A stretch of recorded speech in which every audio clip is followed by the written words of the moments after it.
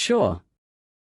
Below is a rewritten version of the story, condensed to around 3,500 characters, with new character names, natural American English, kept as a single narrative, and written with drama and emotional weight. No YouTube references or section breaks.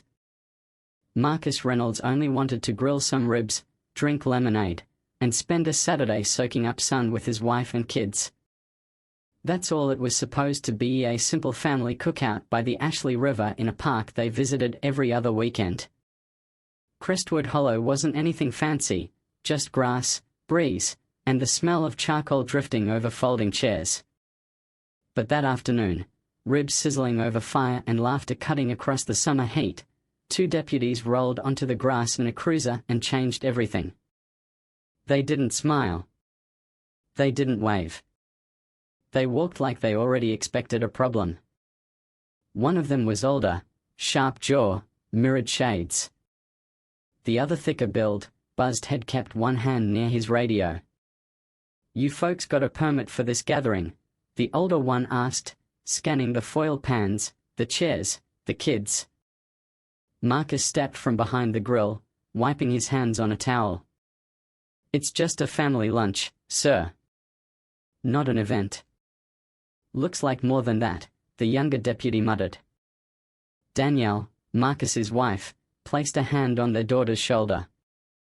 "We are here all the time. Just us and the kids. No music. No crowd." "I didn't ask you," the deputy snapped at her. His tone, sharp and dismissive, turned the air heavy. Marcus didn't flinch. "Again, just a meal." "You got ID on you?" the younger one asked, stepping closer. "For what?" Marcus asked, calm but pointed. "We need to confirm who we are talking to." "For a barbecue?" No answer. Just a stare. "You're not required to show ID unless you're being detained or suspected of a crime," Marcus said, voice even. "You know that. You getting smart?" "I'm answering your question." The tension thickened.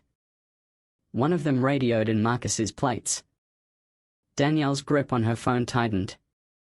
She hadn't said a word, but the screen was lit and recording. Their son stopped mid-bite. Their daughter pulled out her earbuds. Marcus stood still, legs apart, hands visible, just in case. "I'm gonna ask again," the deputy said. "Let me see some ID."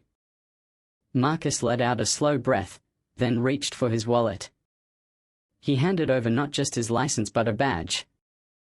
The officer blinked. "Federal?" "Supervisory Special Agent," Marcus replied. Silence. The shift was immediate. The aggression deflated.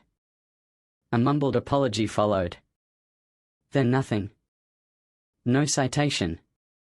No reason. Just a cruiser pulling away and gravel crunching under boots.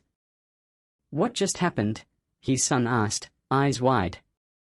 "Nothing you did," Marcus said softly. "But remember what you saw." Back home, Danielle posted the video. No hashtags. No music. Just a caption, "This happened today." No permit required. But they came anyway. It went viral before dinner. By morning, Marcus's name was on news segments. Some called him a hero. Others accused him of staging it.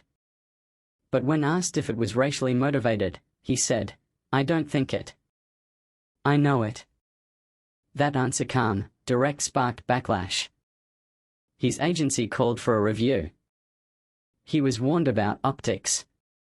Told to stay quiet. He didn't. Instead, he spoke at a civil rights forum in D.C., face to face with reporters, lawmakers, and students. "I've carried a badge for 15 years, he said. Filed reports. Investigated abuse. But last week, I had to prove I belonged in a park with my family." He didn't yell. He didn't threaten. He just told the truth. The story caught fire. Students reached out. Activists offered platforms. Strangers sent messages, some grateful, some threatening. And yet Marcus stayed steady. He started a nonprofit. Not for fame, not for headlines, but to train officers, educate communities, and make sure his story wouldn't be the only one told. Weeks later, he returned to the park alone. Same spot. Same tree. He sat down with a notebook and wrote, "What if I hadn't had the badge? What if my son sees lights and hears fear forever? Why do I still feel like I needed to prove we belonged?" Then, a voice behind him. "You thought you'd come without us?" Danielle said, walking up with their kids in tow. They sat together under the sycamore. No police. No questions. Just wind, laughter, and a kite dancing in the sky. "I used to think staying quiet kept us safe," Marcus whispered. "But it just made others comfortable." And with that, he turned the page and wrote again, this time not for defense, but for change.